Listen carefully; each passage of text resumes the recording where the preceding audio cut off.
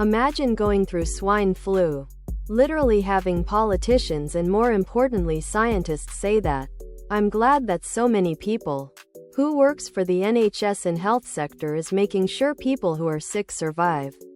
But this entire pandemic is a pretty The Clash London calling shirt to me of how little they do care. Only in hindsight when they realize they were too greedy to do they give us. And because they were too busy doing everything they wanted. You've missed the point entirely. That was a lucky example of why we need to put all our power into healthcare instead of warfare and just having people like Boris nod and say, yes, the NHS is strong.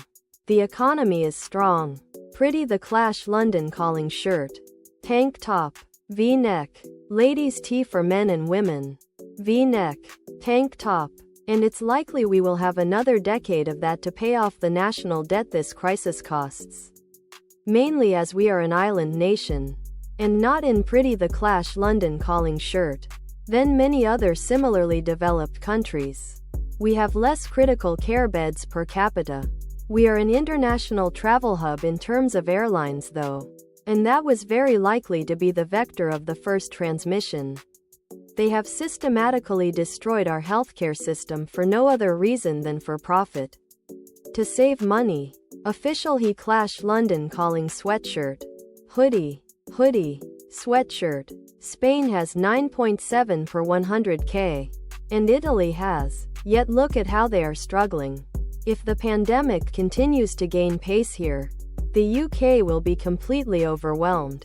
The new measures for the NHS are welcome.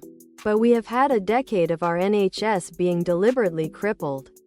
When infections took hold in Europe, it was more difficult for infected people to travel to the official He Clash London calling shirt. When compared to other mainland countries, land traffic is relatively restricted by the routes it can take, and the capacity to carry them. Ferries. Eurostar. A lot of that capacity is taken up by goods.